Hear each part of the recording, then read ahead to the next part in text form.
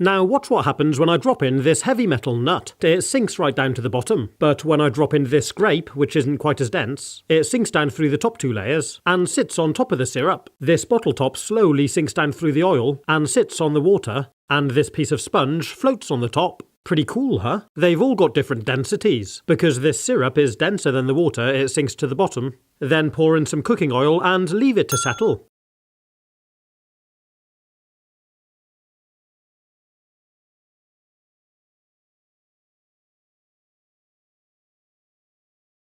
Fire spreading all around my room, my world so bright. Introducing Tamagotchi. Are your parents super lame and refusing to buy you a pet? Well, eat my shorts, Mom and Dad. With the all-new Tamagotchi, you can have the best pet you could ever ask for, living in the Digisphere in your pocket. With 3 simple buttons and a chain to hang your keyrings on, you can make your Tamagotchi your own. Care for it day and night, watch them sleep, play bodacious games, and make sure you keep an eye out for if they need to go to the toilet. P.U. Throw it in your backpack and take it to school. Just don't let your teacher catch you. Oh snap! Tamagotchis are da bomb! Bet you really want to go and buy one now, don't you? The detective throws her bag onto the couch. She wanted nothing more than to have thrown it off as soon as she walked through the door, but if anything in it broke, she'd be screwed. They don't have the money for rent at the moment. Can't be adding additional costs onto that. Her boyfriend barely glances up at her from the couch, still wearing the same blue t-shirt he'd worn to bed last night and with a packet of Doritos next to him. It's pretty obvious how he spent his day. The TV switches to another commercial.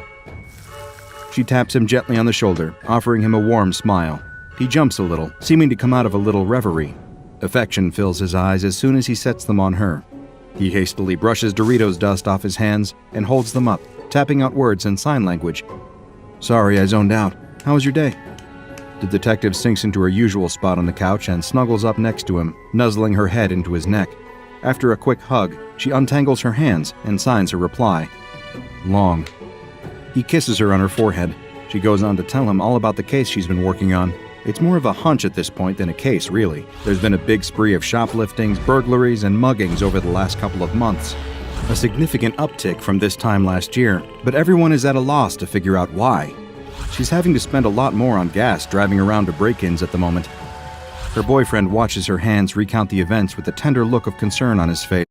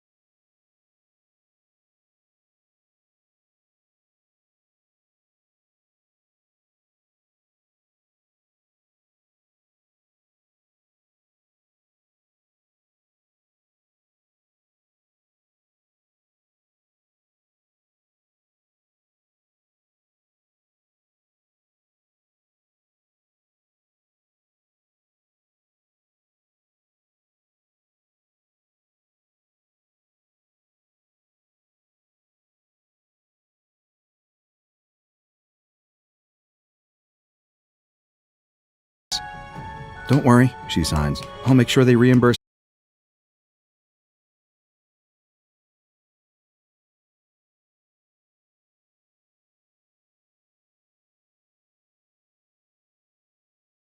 me for the gas. He nods and seems to relax a little. She hesitates before signing the next bit. Did you do any job applications today? Her boyfriend sighs and shakes his head. He looks ready to be told off, but instead, she gives him a big cuddle. Something in him seems to break, and after a moment, she can feel him shaking in her arms. Even though she can't hear him, the detective knows her boyfriend well enough to know that he is crying. She pulls away from him and makes firm, reassuring eye contact with him before signing, "It's okay. We can do the next one together if that would be easier." And so the two of them do that. They cook dinner together, her boyfriend listening to the radio while she enjoys the feeling of the bass in her chest. Then, once everything is washed up and the apartment is dark and cozy, they sit down at their kitchen table and handwrite a cover letter. They would have typed it up on their Macintosh, but they'd sold that. All right, it's time to start over again. Come on, Elf. Come on, Elf. And their printer a few months ago to cover their utility bills.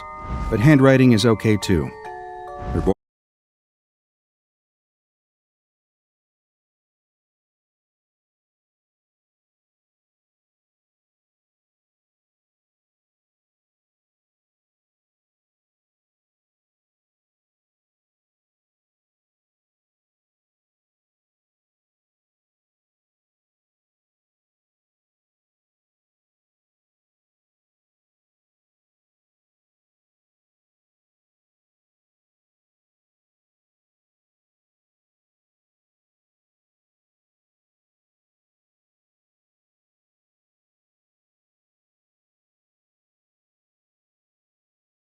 boyfriend had been working at Dell when they met.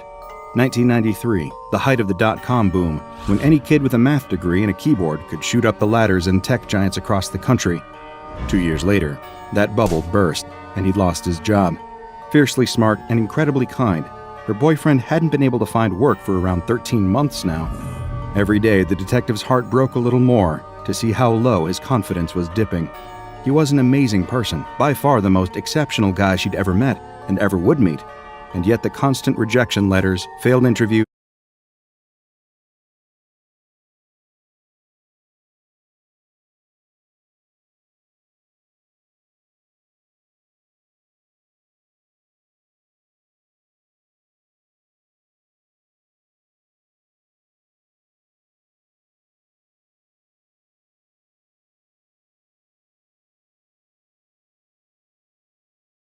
and lack of options had steadily worn him down to a delicate and exhausted ghost of himself.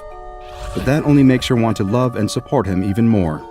He scrawls a signature at the bottom of the cover letter, and they carefully fold it, along with his resume, and slide them both into an envelope. She cuddles him from behind and gives him a gross wet kiss on his cheek, enough to make him giggle. There, at least he's got one happy moment from today.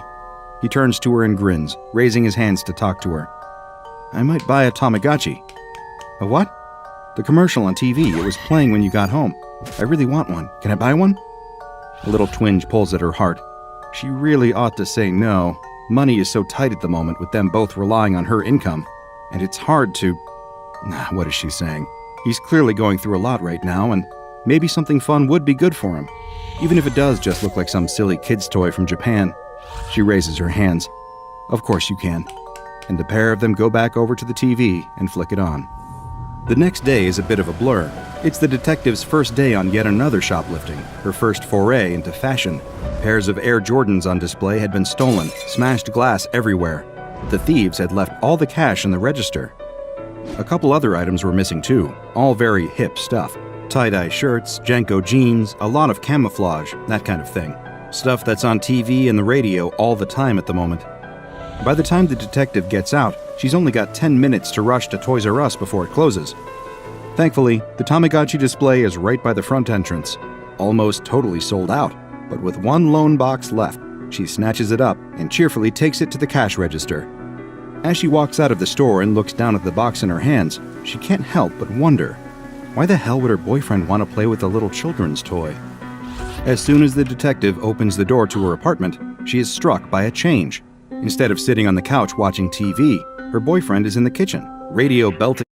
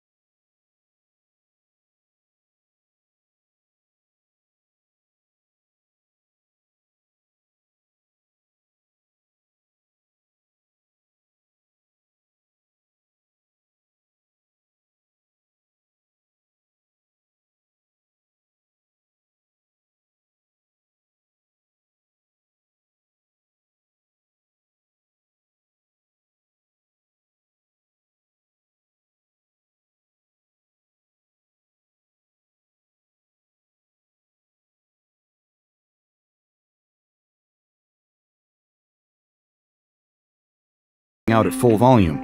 Her heart flutters. Could it be? Has he heard back from one of his jobs?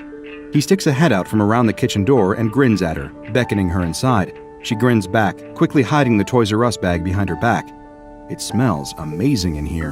Onions and garlic, oregano, rich tomatoes, a hint of wine in the sauce. He's really gone all out, making her favorite chili for dinner tonight. He waves her over to the pan and motions for her to take a deep smell. She does, enjoying all of the aromas filling the air. There's something smoky in there too, a new smell she doesn't recognize. She turns to her boyfriend quizzically. He grins and explains to her in sign language that it's charred peppers, held over the flames on the hob just long enough to blacken and then thrown into the food processor to... Hang on, she interrupts him. We don't have a food processor.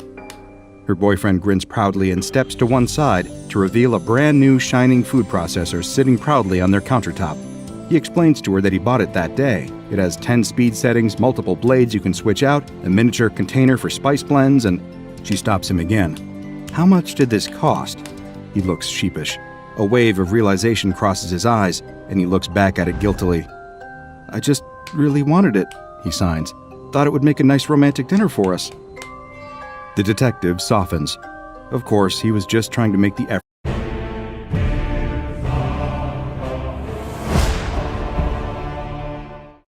Hello, I'm Rumble. And I'm YouTube. YouTube, why are you dressed like that? Well, I've been seeing a lot of violations For her. It wasn't fair of her to tell him off for doing that. Opening the Toys R Us bag, she pulls out the Tamagotchi and holds it out to him. Compared to this expensive food processor, her gift looks pretty insignificant, but her boyfriend's face lights up straight away. He grabs it off her and rips the toy out of the packaging in a frenzy. His eyes shine and dance around as he hatches his first Tamagotchi. He looks like a child on Christmas Day.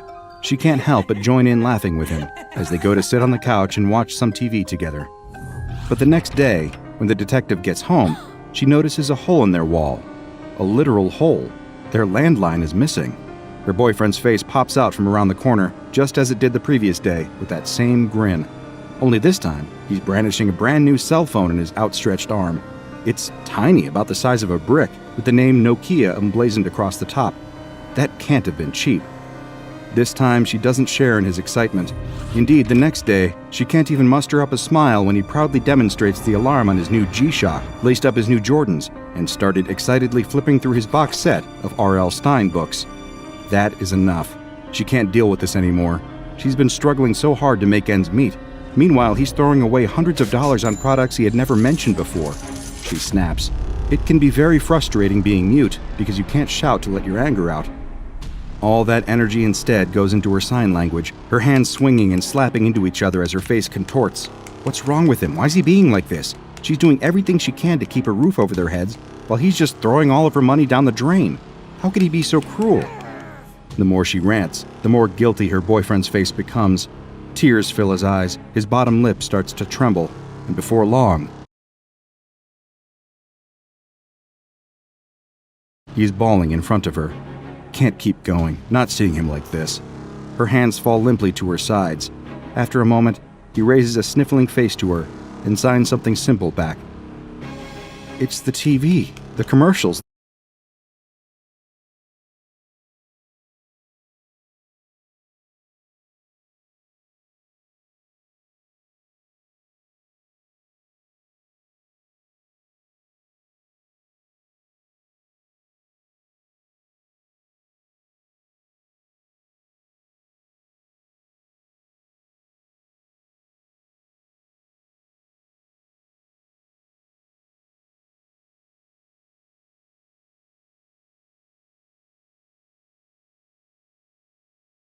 They're just too persuasive. She snorts a laugh. And that's it. If he's not going to give her a serious answer, she's not going to have a serious conversation. She storms off up to bed, leaving him alone downstairs. He switches the TV off. That next day, she wakes up to breakfast in bed, but no sign of her boyfriend. She doesn't touch any of it, getting a coffee and croissant on her way into work instead from this up-and-coming coffee place called Starbucks. Today is a chance for her to take her mind off things. She's at a crime scene in a poor neighborhood. The previous night, the man who lived there had been sitting downstairs with his blinds open out to the street. He'd noticed a suspicious figure walking past who'd peered in through the glass. Before he knew what was happening, a brick crashed through his window, and the burglar was in his home, running from room to room, ransacking the place and trying to make off with different items from the house. The homeowner had run to his gun safe and shot the burglar in the back 4 times. The crime scene investigation was mostly a formality, but as the detective arrived, one of the officers came over to her. He didn't know sign language, so the pair of them wrote down their conversation on her detective's notepad. Yes, she carries a notepad, some stereotypes are true. The officer has a hunch, and a good one. The burglar broke into the house knowing full well the homeowner was watching him, a highly risky thing to do. But what was most peculiar was the list of items that the burglar had been trying to steal. The officer shows her the list, and her jaw drops. G-Shock watch, food processor, Nike Air Jordans, R.L. Stein books, a Tamagotchi. An officer across the room remarks that these are all really high-demand items at the moment. His own wife and kids have been pleading for some of these for weeks. The crime scene photographer agrees. It all gets written on the notepad so that the detective can follow the conversation. What was this man's employment status? She asks. Unemployed. She looks around the room. There's not much in the way of furniture here, just a couch pointing at a big TV. The detective drives home right away, to the surprise of her boyfriend. He gets up from the couch and comes to see her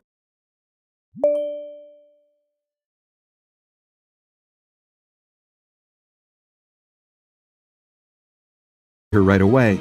He's dressed much better, a white shirt on. He's tidied the house. The TV is off. He goes to start apologizing as soon as she walks in, but she brushes it aside, signing urgently to him. I need you to tell me everything about what you've been watching on TV. Confused, he runs through his list of regular shows that he's been watching. Buffy, Quantum Leap, The Fresh Prince, Friends, of course. She shushes him. What about commercials? All the things you've bought recently. Talk to me about those commercials. He looks stumped. They're just normal TV commercials, nothing special or exciting. They're all different actors, messages, companies. It clicks in the detective's head. That's it. What about the voiceover? I don't know, it's a man, I think. Yeah, it might be the same man. You know what? I think it is. It's the same voice each time. And he only does those commercials? Her boyfriend thinks hard for a second. He nods. It takes a long time for the police to mobilize. As usual, the detective takes her findings to the commissioner at her first opportunity, but he looks pretty nonplussed. This spate of burglaries and muggings, all because of some persuasive voiceover actor? Really? Everyone wants a Tamagotchi. Everyone wants a pair of Jordans. These are just passing fads, that's all there is to it. So, she does it herself. The detective visits all of the advertising agencies that ran the local versions of the commercials she has listed, and finds the details for the voice actor on her third try. He's in the same state, but another city. But by the time she gets an afternoon to drive out and pay him a visit, it's too late. The apartment she visits is empty.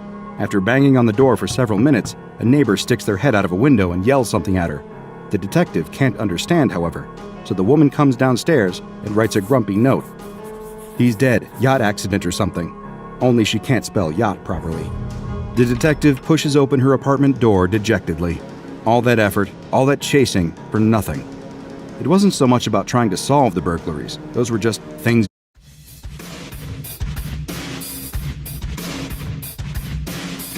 being taken. It was about understanding what had happened to the love of her life, her kind, caring boyfriend, the man who'd brought her so much joy, who had always been so considerate and gentle with her, suddenly going on a spending spree and almost bankrupting her. It just hurt too much. And now, coming back to her apartment and having to face up to that tense relationship just felt... Arms wrap around her and hold her tight. Her boyfriend's hand brushes the back of her hair, and the smell of his cologne fills her nose. After a moment, her arms wrap around him. After another moment, they both start to cry together. He leads her into the kitchen, where he's cooked her favorite chili again, only without the smoky smell. She looks around the kitchen. The food processor is gone. He pulls away from her and explains that everything is gone. All of his bad purchases he'd made have been returned. He hands her the cash for them in full. He still wants those items. He wants them more than anything else, he explains. But more than any of those things, he wants her. The TV is gone too. So as they sit down that evening together, they just enjoy doing nothing together for a bit, catching each other's eyes over dinner and smiling uncontrollably before getting out a sheet of paper and writing another job application. There's something about this application, the detective thinks. This one could just be the one. Ask anyone about the 90s, and they'll have more fads to tell you about than historical events. Furbies, Beanie Babies, gel pens, Napster, the list goes on. But for residents in a certain part of the USA, some of these trends seem to touch more obsessive. And that is all down to the actions, or rather, the voice, of one man, SCP-661, the world's best salesman. We didn't get to meet SCP-661 today, so allow me to introduce him to you. The salesman is a middle-aged Caucasian male. He is somewhat overweight, but with no major health issues aside from what is typical for someone of his age and size. If you were to have a conversation with SCP-661, and I advise you not to, you would find him rude, abrasive, and tiresome. He has a short temper and makes regular demands. You would quickly find that he is very much used to having his own way, and for good reason. For you see, this salesman is persuasive. Very persuasive. Foundation testing has found that this SCP is capable of extreme manipulation, verbally persuading you to want what he tells you to want, virtually instantaneously. It sounds dramatic in those words. The effect is far more subtle than you may realize, which is the reason why he was able to operate for a while before being discovered by the Foundation. Test subjects report the effects of his persuasion as feeling like a continuous, low-level compulsion, a desire bubbling away underneath the surface until they encounter an opportunity to act on it. At this point, it becomes an all-consuming obsession, not satiated until you have fulfilled the urge. The effect is strongest with physical objects, which is likely why this salesman enjoyed so much success providing voiceovers for local marketing campaigns. Any product that he was selling would fly off the shelves anywhere where the commercial featuring his voice were aired. Perhaps those crazes in the 90s weren't so innocent after all. Testing on the salesman has proved enlightening. D-Class personnel were ordered to physically assault him, but he was able to stop the attack almost immediately by simply explaining to them that they didn't want to hurt him. However, test subjects who were threatened with execution if they stopped attacking him were able to continue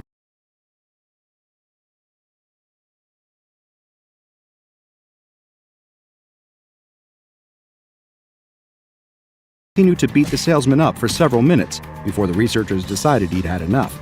Though, notably, they made it abundantly clear the entire way through the assault that they didn't really want to hurt him. SCP-661 naturally poses some level of threat to the general public, as his abilities could easily be used for far more nefarious purposes than selling a few more troll dolls, and so guards have permission to terminate him in the event of his escape. That seems unlikely. SCP-661 is held in a standard holding cell measuring 6 meters by 8 meters. Any researchers interacting with him must wear noise-canceling ear protection at all times, unless they are deemed to be totally deaf by SCP medical staff. Incidentally, it was the work of the detective you heard about today that drew the Foundation's attention to SCP-661. Unaffected by his commercial work, she was in the perfect position to connect the dots and uncover his existence. With operatives through law enforcement, the Foundation was quick to catch on to her theory and apprehend him before word traveled too far. That yacht accident story was enough to keep the public from ever discovering his existence. That said, you should still be careful out there. Who knows if another instance of this SCP exists somewhere? Have you ever seen a commercial too tempting to ignore? Watched a YouTube ad that you decided not to skip? No? Me neither. But still, be careful. If you want to support our Here are 3 tips for becoming a pro player in Raid Shadow Legends. Number 1, never. The girl has been sitting in the waiting room for at least 20 minutes now, curled up on a hard plastic chair and staring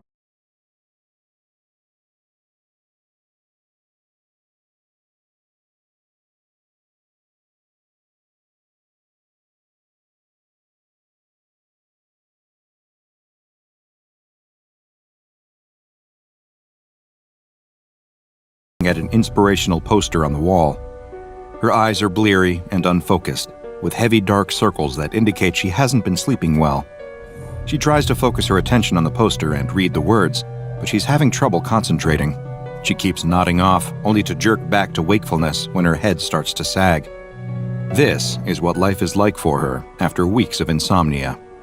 She was just about at the end of her rope, certain that this was going to be her life from now on, until she happened to see an ad in the newspaper for a study at a local sleep clinic. She doesn't think much of that sort of thing, but she's desperate for anything that might help her to get a good night's sleep. Eventually, the door opens and a technician calls her into his office. The girl stumbles to her feet and drags herself inside. "Thanks for volunteering to be part of our study," says the technician. He's got a friendly smile and a soothing manner that instantly puts her at ease. It's obvious from his bedside manner that he's worked with lots of sleep-deprived patients before. He pulls out a clipboard and starts to make notes on a sheet of paper. "We've gone over your application and we think that you would be a really good fit for this project." "Thank goodness," thinks the girl. She had just about given up hope after that long wait. She half expected that they would simply The old house sits, crooked and dilapidated, on the very end of the last street in town. It's the kind of house that children share stories about and warn each other to stay away from.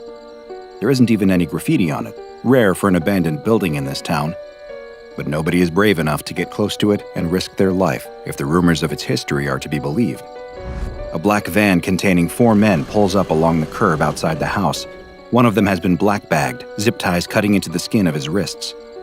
He was leaving a bar in town when suddenly he found the barrel of a 9mm semi-automatic pistol looking him in the eye, held by a man with every reason to pull the trigger. 2 other men had then emerged from the dark behind him. There was a brief feeling of cold metal against his skin as the twin metal barbs of the stun gun were jammed into the man's neck. His body then began to convulse as 50,000 volts of electricity ran through his body, and when he was finally able to open his eyes again, there was only darkness. The back doors of the van swing open, and the unfortunate man is pulled out by 2 of his captors. The driver joins to help drag the man down the gravel pathway up to the deserted house's front door. In his desperation, he offers any excuse he thinks might save him. "Please, I just need a little more time. I can get the money, I swear. I've got another job lined up, honest. I start on Monday, just a little longer, I'm begging you." All he receives is silence as he's taken into the old house. There's no pleading, begging cliche that they haven't heard before. They've learned to just tune it out and get the job done. Click, click, click. The 3 men turn on their flashlights. The electricity hasn't been on in the uninhabited house for years. It's the domain of rats, roaches, and spiders now. The only evidence of life being the network of spiderwebs in every corner and the faint chittering sound of something coming from behind faded wallpaper. The only reason anyone would ever choose to come here is when you needed to do something under the absolute cover of dark, which is exactly what they needed to do. The dark-suited men drop their weeping prisoner to the ground. He tries again to plead with them and receives a hard kick in the gut. It knocks the breath out of the man, and he is left wheezing in quiet pain, no longer able to speak. One of them finally pulls the dark bag from his head. His nose is bleeding. His eyes are equal parts bleary and afraid, like he only half understands his circumstances. What he does understand, though, is that it's looking increasingly unlikely that he'll be leaving this house tonight. The 3 men look down at the pathetic figure huddled on the floorboards. None of them really want to be here, but this is the job they've been paid to do. They are unaware, though, that they aren't the only ones watching.